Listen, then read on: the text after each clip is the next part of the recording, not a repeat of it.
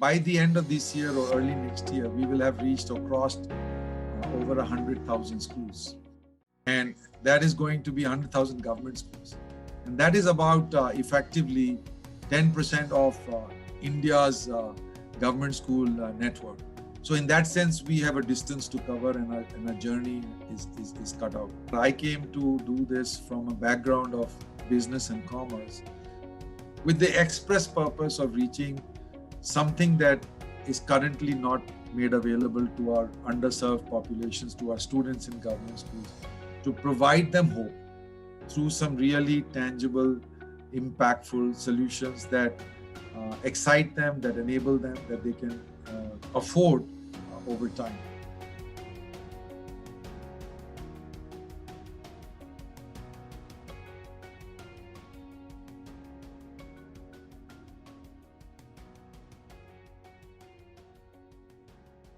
Today we're joined in conversation by Mr. Sanjay Gupta, who has held leadership roles across a range of companies including the Tata Group, Acer, Mitsubishi, Pepsi and Motorola. Sanjay joined American Express in 1996 and held business leadership roles globally. He was chairperson of the company in India. In 2011, Sanjay assumed the role of Chief Executive Officer at English Helper.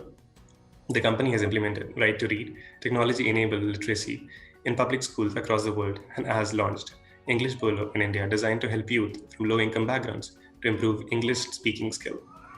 Sanjay is committed to the need for education to achieve the democratic vision and is engaged with the cause of children and youth as a trustee at Udyan Care. He's on the board of the School of Inspired Leadership, an advisor for Acumen India, and India Leaders for Social Sector. He is also a guest faculty at Duke University's Executive Education Program. Thank you so much for joining us, Sanjay. It's a pleasure to have you today. My pleasure. Thank you, Deepak. I'm really happy to be here talking with you. Great. And to set the context for the conversation, so how is it that English Helper is using the power of language, like you happen to do, to transform lives in the remotest regions of the country? Well, I think the first recognition that we have to make is that the world and specifically India, we're struggling with what I'd call a reading or a literacy crisis. Mm-hmm. We boast of a very unfortunate metric that we probably have the largest number of functionally illiterate people in our country. Okay. And that's the largest number compared to any other place in the world. We are specifically focused on English. And, English is a need, English is a want, English is a big gap. English is an ability that empowers socially. And English has some real value. English enables education, higher education. English makes it easier for jobs.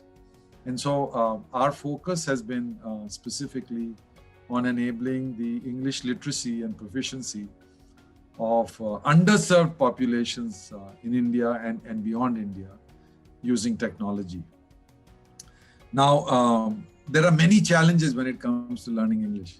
Yeah. The first, of course, is the nature of the language itself. I don't know, you're very young, but there was an old Bollywood song that went about PUT put and BUT but, and how crazy it is trying to learn English. And I think across the world, everybody struggles with the arbitrary nature of English phonics. In our country, allegedly about 150 million people are English proficient, but then that means more than 1 billion people are not. Yeah. And the problem is that the people who are proficient and the people who are not, or maybe aspiring to become proficient, they rarely meet. Because one, there is a class divide. Mm-hmm. Between us who live on the higher floors and others who live maybe closer to the street. And there is a geographical divide. Most of the English speakers in India are in urban centers as compared to smaller towns and villages. So that the two groups never meet. Now, we have been using technology on two fronts. One is to ensure that using technology results in learning. So there's a lot of science that has gone into the design of our technology, which is based on the science of language learning. And the other part of technology is using technology to gain scale and to make it affordable and reach people across the country. Today, we reach more than 90%. Our program or our programs reach more than 90% of India's districts. Great. And what we are trying to achieve through this are two things. One, to demonstrate that technology can help solve the literacy crisis. And two, that if we enable people, especially those who are excluded from the mainstream in a manner of speaking, then we're really giving them a leg up, an equal opportunity to find a way in their own lives. So that's how we work, and those are our objectives. Amazing. And like you already mentioned, which I totally agree with, the point being that, English as a language does not end with education. It does also, line up the whole placement and employability phase for an individual itself. But in context of, these vernacular language, vernacular education coming up and, new initiatives focusing on those as well. So how does your initiative, it's come into the picture just focusing on English, and how has it evolved since?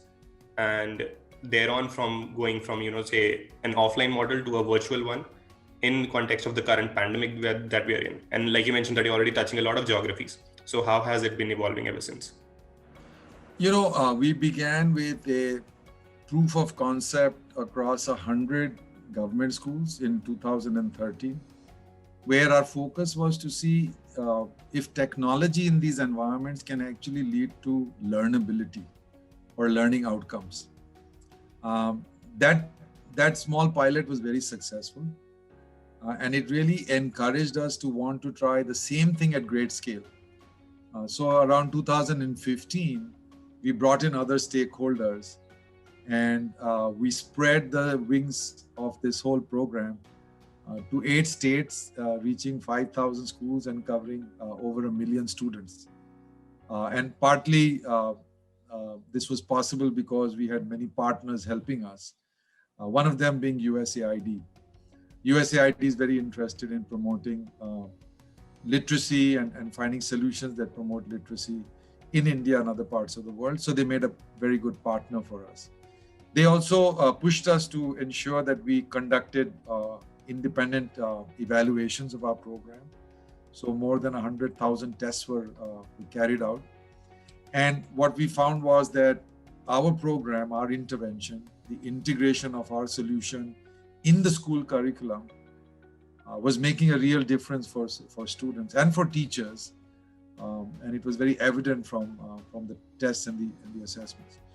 So having proven the use of technology for the purpose of driving learning, we then went to leverage technology for scale and for adaptability. So we went to the cloud, and we spread our footprint outside of India. So today, our entire program is of great scale and growing rapidly, and we do everything virtually. We train virtually, we implement our software virtually, we monitor virtually, and we manage virtually, which is why a small empowered team can actually reach this program to tens of millions of students and learners everywhere. Today, our program is in 28 states across the country. Outside the country, we have reached the continent of Africa, an example there being Sierra Leone, which is a very difficult terrain to be in. We've reached Central America. One of the countries there is the Honduras. And up north, we've also just established a footprint in Mongolia. But closer to home, the Sri Lankan government has signed an agreement with us, and they want us to implement our program in all their 10,000 schools by December 2022. Wonderful. So a lot of water has flown under the bridge, and I think we're beginning to fly. Great. And I think all this expansion just goes to say how much of, I would say, confidence these governments or these initiatives or the partners have in your initiative. And the proof of concept already comes from those sort of initiatives and partnerships that you build along the way. And you talked about technology a lot, wherein you said that you're already taking it online. A lot of model and learning modules are online without being an offline interface. So specifically, if you have to mention any few technological implementations that you've done in your program specifically, for say in India or otherwise for the other geographies that you're working in, so what would those be? and what can other initiatives learn from those? So say a lot of initiatives in India which focus on education, they deal with this issue of taking it to the last mile where the connectivity is not there. So say something like as simple as a Wi-Fi connection is not there, or even a 4G or 3G connection is also not there. So is there any suggestion for those, and is there any innovation that you've come across and created for your initiatives? Well, firstly, the use of the cloud doesn't prohibit going offline as well. So we use the cloud for the purpose of large scale dissemination. You can reach up into the cloud, you can get to the internet and download our software. After that, you can use it offline, which by the way is how the schools use it, because very rarely schools are wired to the net all the time. But being on the cloud also enables us to be accessible for updates and upgrades, and equally, when schools or the devices that teachers and students use the program on connect to the internet, we're able to grab information about their learning habits, and use that to inform improvements to the program. Going back to the crux of your question, our software, AI-powered software, is capable of training itself on the school textbook. Now, this is very, very important because there is a lot of research and anecdotal information that says that teachers who are already very significantly burdened in trying to achieve their syllabus goals and other objectives are reluctant to do anything over and above, anything beyond. And so what we do is we help the teachers teach the very same textbook that they would teach without our software more effectively with the software. And because it's a multi-sensory learning experience, classrooms, the students, they engage, and greater engagement leads to better retention and better learning. So teachers feel more effective, students are engaged, and all stakeholders. So our software can be deployed on an Android phone, a teacher's phone, and connected to a TV screen. It can be used on a PC, on a smart board. It can be used on a Linux, on a computer that operates with Linux, and projected using an OHP. So whatever IT infrastructure that exists, we ride on top of that. So we don't ask for more money to be spent. And because we enable the syllabus, and because we don't cause extra classes, everybody's happy. And it's very, very important that that be done. We've also launched our platform, our software, on an Android app that allows for students to download the app on any Android device and revise what they have learned in the classroom on the Read to Me app at home, revise their textbook. And this is very important because it sort of closes the learning loop. On the one hand, they're learning in a cohort, in a group with a teacher, and then they come back and they self-learn at their own pace. And there's enough research that says when you bring these two learning methods together, learning is multiplied, learning is optimized. And this is specifically very important for our students, our government school students, who come from backgrounds where there is really no academic support at home. And so if they can find something which is easy to use, which is relevant, and which makes them achieve what they have to achieve, and teachers are supportive of that, then the combination starts becoming fairly efficient. True. And even in the context of the current pandemic that we are in, where you mentioned that self-learning has already brought to the forefront by the need for the students not to be going to the schools, and more for them to be staying at home and learning by themselves. So I think that's where initiatives like yours also come into play and into the picture to help the students be engaged and informed and even educated at the same time. So how do you think that it's that your initiative has facilitated self-learning, but not let go of the assessment portion of it, where the dissemination is happening, but also the students can be tracked on where are they in terms of their learning progress?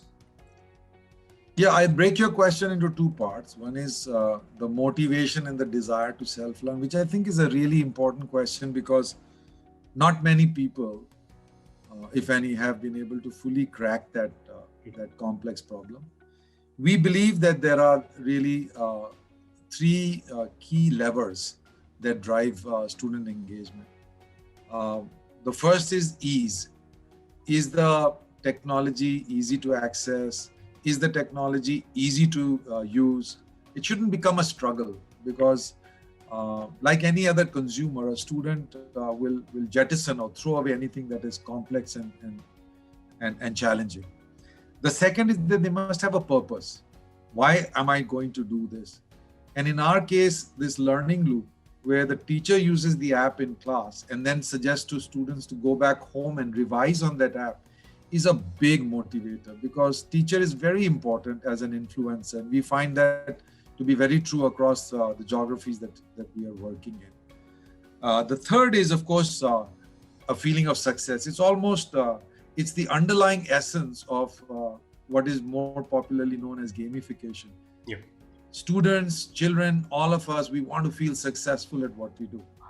And when you give them a platform to read their textbook, and the textbook is easy to read, that whole challenge of English phonics is made simple. The word can easily be understood by clicking on the word and seeing a picture or seeing a translation in your local language.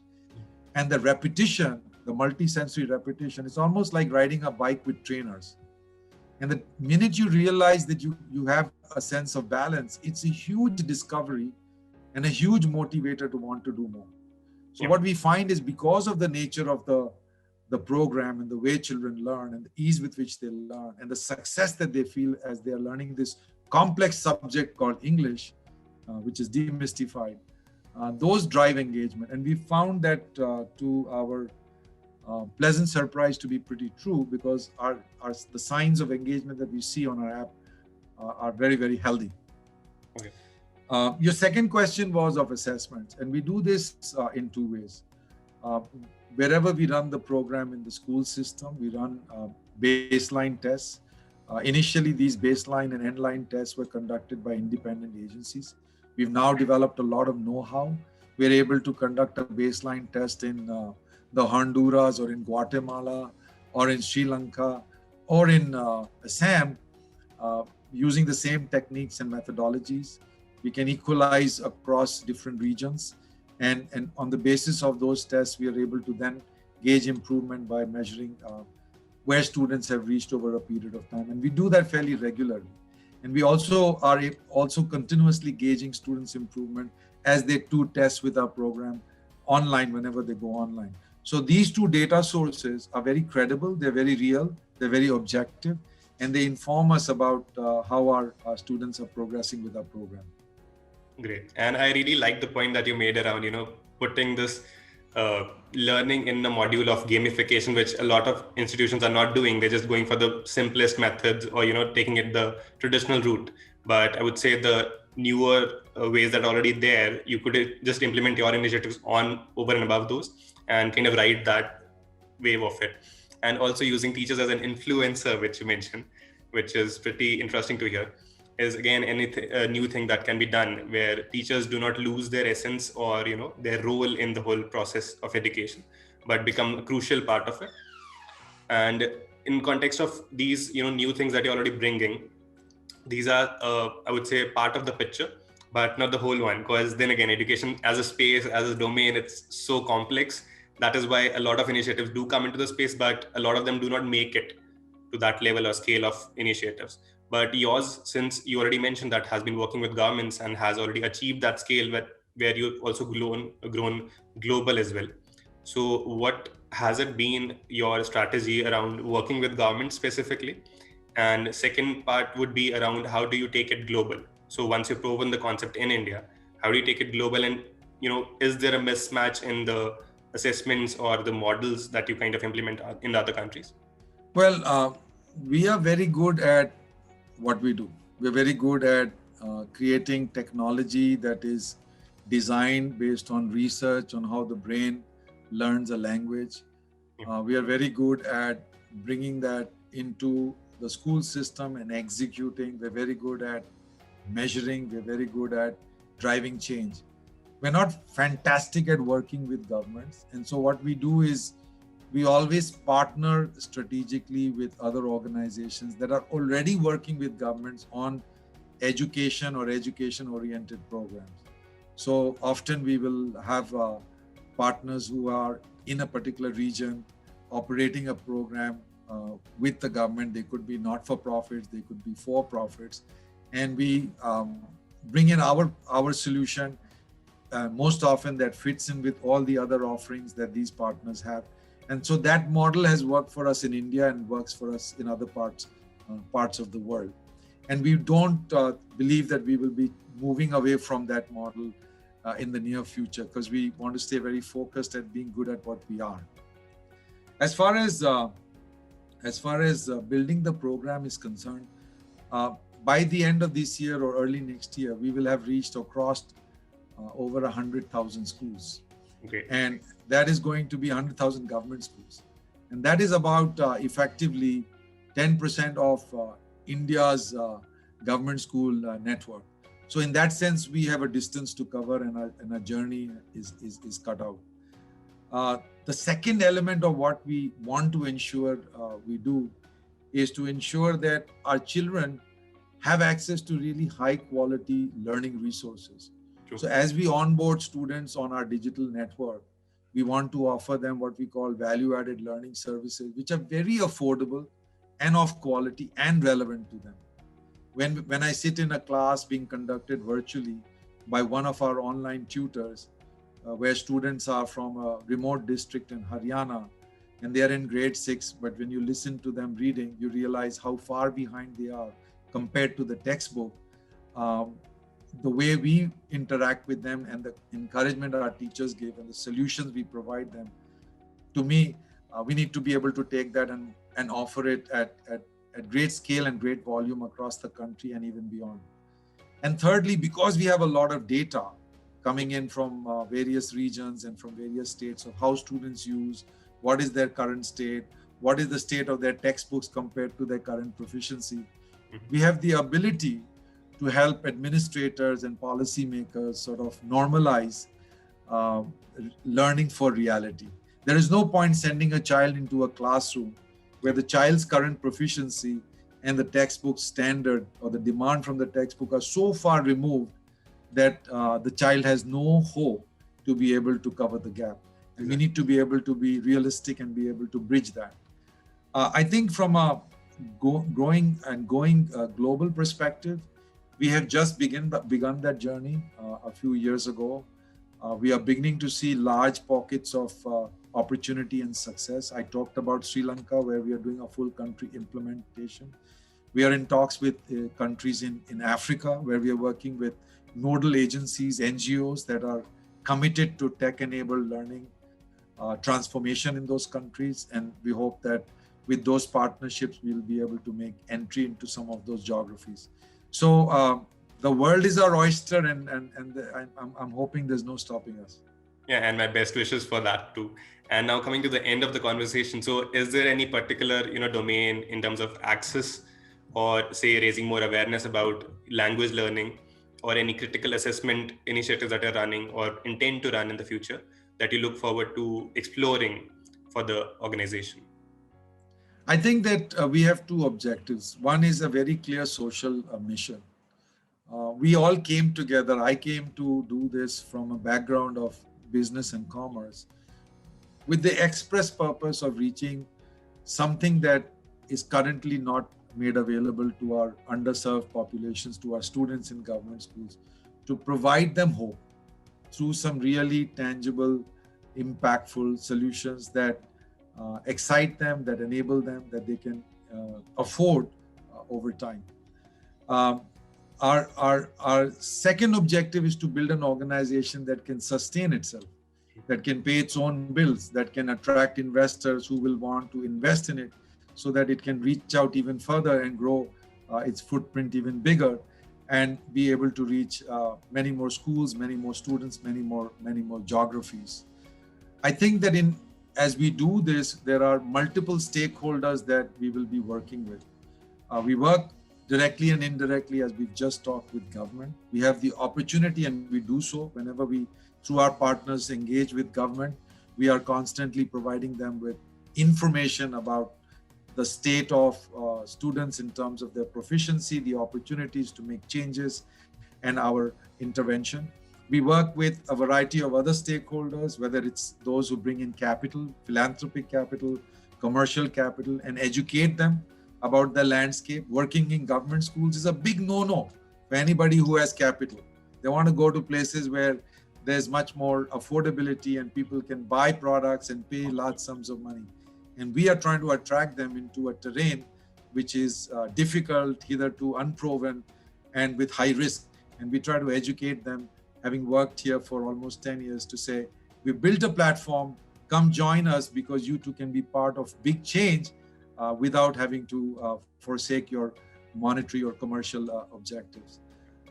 We also work with other educators. We also work with other organizations with whom we partner. And we believe this entire ecosystem of government, of providers of capital, and those who provide either policy or solutions or technology, all of this has to come together for us to be able to make real transformation possible. And we feel we can be a real facilitator for that process.